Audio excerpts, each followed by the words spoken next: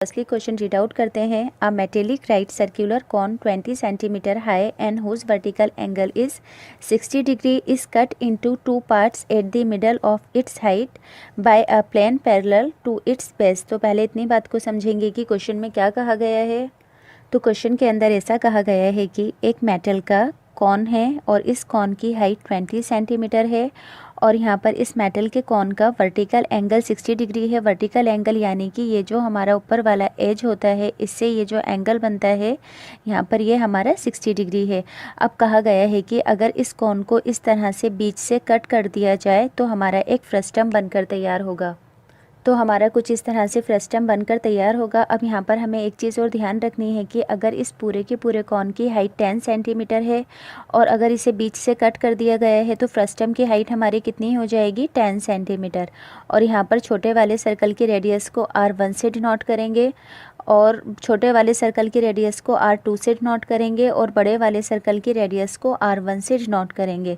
तो यहाँ पर कहा गया है कि अब आगे का क्वेश्चन पढ़ते हैं। The frustum so obtain be draw into a wire of diameter 1/16 centimetre find the length of the wire. अब यहाँ पर कहा गया है कि अगर इस पूरे के पूरे फ्रस्टम को मेल्ट कर कर एक वायर बनाई जाती है जो कि आपने देखी होगी कि वायर हमारी कुछ इस तरह से होती है, बारीक सी होती है ये, पर जो वायर की शेप होती है हमारी सिलेंड्रिकल होती है और यहाँ पर इस वायर का डायमीटर 1/16 सेंटीमीटर गिवन है। तो यहाँ पर कहा गया है कि इस पूरी की पूरी वायर की लेंथ को हमें फाइंड करना है।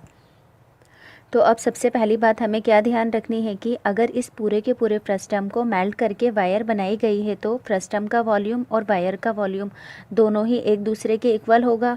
तो हम यहाँ पर क्या करेंगे कि इन दोनों की ही वॉल्यूम को सबसे पहले फाइंड करेंगे, फ्रस्टम की वॉल्यूम को भी और वायर की वॉल्यूम को भी।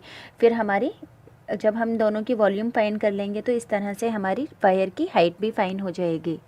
तो सबसे पहले हम वायर की हमें डायमीटर गिवन है 1/16 सेंटीमीटर। तो रेडियस निकालने के लिए डायमीटर का रेडियस हाफ होती है तो इसे 1/2 से मल्टीप्लाई करेंगे तो रेडियस आ जाएगी यहाँ पर हमारी 1/32 सेंटीमीटर्स। अभी मैंने बताया था कि volume of frustum volume of wire के इक्वल है। तो सबसे पहले हम क्या करेंगे कि अपनी वॉल्यूम ऑफ फ्रस्टम को फाइंड करेंगे।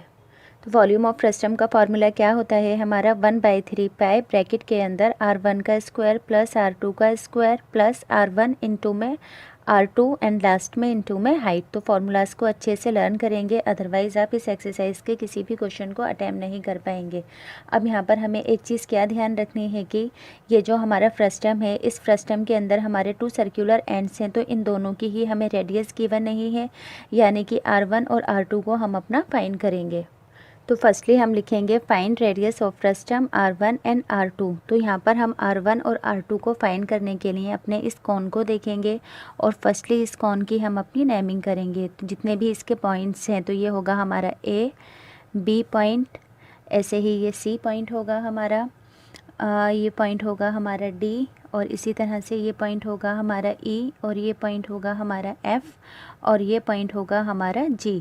अब हमने एक चीज़ और क्या ध्यान रखनी है कि हमें यहाँ पर R1 को फाइंड करना है, यानी कि ये हमारा फ्रस्टम बन गया है। तो DF क्या है यहाँ पर हमारी DF है यहाँ पर हमारी R2, क्योंकि छोटे वाले सर्कल की रेडियस को R2 बोलते हैं। अब यहाँ पर एक चीज़ और ध्यान रखनी है कि जब इस कॉन का वर्टिकल एंगल 60 डिग्री है, अब यहाँ पर ये जो इसकी हाइट आ रही है इस हाइट ने इस एंगल को 2 इक्वल पार्ट्स में डिवाइड कर दिया, यानी कि कॉन का इधर वाले पार्ट की जो एंगल होगी वो 30 डिग्री होगी और ऐसे ही इधर वाले पार्ट की भी एंगल हमारी 30 डिग्री होगी। अब हम यहाँ पर क्या करेंगे कि अपनी R2 को फाइंड करने के लिए ट्रिग्नोमेट्री का यूज़ करेंगे। कैसे? अब जब इस पूरे के पूरे कॉन की हाइट हमारी 20 सेंटीमीटर थी, अब इस कॉन को अगर बीच से कट कर दिया गया तो कट करने के बाद इसकी ये जो हाइट है यानी कि AF कितनी हो जाएगी 10 सेंटीमीटर और इसी तरह से फ्रस्टम की भी हाइट हमारी 10 सेंटीमीटर में कन्वर्ट हो जाएगी। अब जैसा कि हमने ट्रिग्नोमेट्री में पढ़ा है कि जब हमें एक एंगल और एक साइड दी हो तो हम अपनी थर्ड वाली साइड को फाइंड कर लेते हैं। कैसे? तो सबसे पहले हम जानेंगे कि थीटा के सामने वाली साइड क्या कहलाती है हमारी परपेंडिकुलर। तो यहाँ पर हम अपना परपेंडिकुलर लिख देंगे और सबसे बड़ी वाली साइड क्या होती है हमारी हाइपोटेन्यूस। तो ये हो गई हाइपोटेन्यूस और ये जो बाकी बचा हुआ क्या होगा हमारा बेस। तो अब हम यहाँ पर क्या करेंगे कि एक एंगल और एक साइड के थ्रू अपने परपेंडिकुलर को फाइंड कर लेंगे, यानी कि बेस अपॉन परपेंडिकुलर अपॉन के अंदर बेस वाले फार्मूले का यूज़ करेंगे। तो P अपॉन के अंदर B, ये कौन सा फार्मूला होता है एक बार यहाँ पर देखेंगे, पंडित बद्री प्रसाद अपॉन में हर हर बोले। तो P अपॉन के अंदर B वाला कौन सा फार्मूला होता है हमारा tan का, तो हम यहाँ पर लिख देंगे अपना tan थीटा। अब यहाँ पर tan और थीटा की जगह पर क्या लिखेंगे, एक एंगल क्या था इसका हमारा 30, तो आ गया 30, और परपेंडिकुलर क्या है यहाँ पर हमारा DF, और बेस क्या है यहाँ पर हमारा AF। तो अब यहाँ पर हम अपनी वैल्यूज़ को पुट करेंगे। tan 30 की वैल्यू होती है हमारी 1/√3, DF क्या है यहाँ पर हमारी R2, और AF अभी मैंने बताई थी कि इसकी हाइट tan के अंदर कन्वर्ट हो गई थी, तो यहाँ से हमारी R2 की वैल्यू आ जाएगी, यानी कि 1/√3 डिवाइड का जो tan है इधर की साइड आकर मल्टीप्लाई में कन्वर्ट हो जाएगा, तो ये होगा हमारा 10/√3 इज इक्वल्स R2। तो यहाँ पर हमारी R2 की वैल्यू फाइन हो गई है। अब ऐसे ही हम यहाँ पर अपने R1 की वैल्यू को फाइंड करेंगे, यानी कि अपनी इस वाली वैल्यू को। और यहाँ पर एक चीज़ और लिखेंगे, यहाँ पर लिख देंगे इन अ ट्रायंगल ADF, क्योंकि ADF ट्रायंगल को लिया था हमने यहाँ पर, तो यहाँ पर इन अ ट्रायंगल ADF भी लिख देंगे। अब यहाँ पर हम बात करेंगे R1 को फाइंड करने की, तो ये भी सेम एज इट इज़ होगा, पर इसमें ट्रायंगल जो होगा हमारा AB और G होगा। तो सब फर्स्टली हम यहाँ पर लिखेंगे इन ट्रायंगल ABG। तो अभी मैंने बताया था कि थीटा के सामने वाला क्या होता है हमारा परपेंडिकुलर, और सबसे बड़ी वाली साइड हाइपोटेन्यूस, और बाकी बचा हुआ हमारा बेस। तो अब यहाँ पर हमारी एक एंगल और एक साइड है, तो हम अपनी थर्ड वाली साइड को फाइंड कर लेंगे। तो फॉर्मूला वही रहेगा सेम हमारा, P अपॉन के अंदर B, P अपॉन में B वाला कौन सा होता है हमारा tan थीटा का फार्मूला। तो यहाँ पर हम लिखेंगे tan और थीटा की जगह पर 30, परपेंडिकुलर क्या है यहाँ पर हमारा BG, और बेस क्या है यहाँ पर हमारा AG। तो यहाँ पर हम अपनी वैल्यूज़ को पुट करेंगे। tan 30 की वैल्यू होती है 1/√3, BG क्या है यहाँ पर हमारा R1, और AG क्या है यहाँ पर हमारी ये पूरी की पूरी कौन की हाइट, यानी कि 20। तो यहाँ पर हमारी R1 की वैल्यू फाइन हो जाएगी, यानी कि डिवाइड का 20 इधर आकर मल्टीप्लाई में कन्वर्ट होगा, तो ये होगा हमारा 20 अंडर रूट के अंदर 3 इज इक्वल्स R1। अब जब हमारी R1 और R2 दोनों ही फाइन हो गई हैं, तो यहाँ पर हम अपने फार्मूलाज में वैल्यूज़ को पुट कर देंगे। तो 1/3 हमारा एज इट इज़, पाई की जगह पर रखेंगे 22/7। R1 क्या था अभी हमने अपना फाइन किया था 20/√3, इसका यहाँ पर आएगा स्क्वायर, क्योंकि फार्मूला में स्क्वायर है, प्लस R2 10/√3 फार्मूले में स्क्वायर है, तो स्क्वायर लगाएंगे, प्लस फिर से R1 होगा हमारा 20 अंडर रूट के अंदर 3, प्लस R2 क्या होगा हमारा 10 अंडर रूट के अंदर 3 ब्रैकेट क्लोज। और यहाँ पर हमारी फ्रस्टम की हाइट कितनी है 10, अभी मैंने बताया था। तो यहाँ पर फ्रस्टम की हाइट को लिखेंगे, ना कि कॉन की हाइट को। कभी आप ये गलती कर दें कि हाइट के अंदर 20 लिख दें, क्योंकि हाइट तो पूरी इस ऑल ओवर कॉन की 20 है, पर जब ये इसमें से फ्रस्टम बनकर तैयार हुआ तो फ्रस्टम की हाइट यहाँ पर हमारी रहेगी 10। तो यहाँ पर हम अपना वैल्यूज़ को पुट करते हैं 1/3 22/7 एज इट इज़। 20 का स्क्वायर क्या होगा यहाँ पर हमारा 400। अब अगर हम √3 को √3 से मल्टीप्लाई करेंगे तो रूट से रूट कैंसिल, तो बचेगा क्या हमारे पास सिंगल 3। ऐसे ही 10 का स्क्वायर रहेगा 100, √3 को √3 से मल्टीप्लाई करेंगे तो सिंगल 3। ऐसे ही 20 को 10 से मल्टीप्लाई करेंगे तो 200, और √3 को √3 से मल्टीप्लाई करेंगे तो सिंगल 3, और इनटू के अंदर ब्रैकेट का मतलब इनटू यहाँ पर आ गया हमारा 10। अब यहाँ पर हम क्या करेंगे कि अपने इस पूरे के पूरे पार्ट का LCM लेंगे। तो 3 का, क्योंकि डेनोमिनेटर हमारा सेम है, तो आएगा 3। अब 400 प्लस 100 प्लस 200 इनटू के अंदर 10। तो ये सारी की सारी वैल्यूज़ हमारी प्लस होकर क्या हो जाएंगी, पहले 1/3 इंटू 22/7 को एज इट इज़ लिखेंगे, और इन तीनों ही वैल्यूज़ को प्लस करने पर आएगा हमारा 700 डिवाइडेड बाई 3 और इनटू के अंदर 10। अब हम 700 को 10 से अगर मल्टीप्लाई करेंगे तो ये होगा हमारा 1/3 इंटू 22/7 इंटू में 7000 डिवाइडेड बाई 3।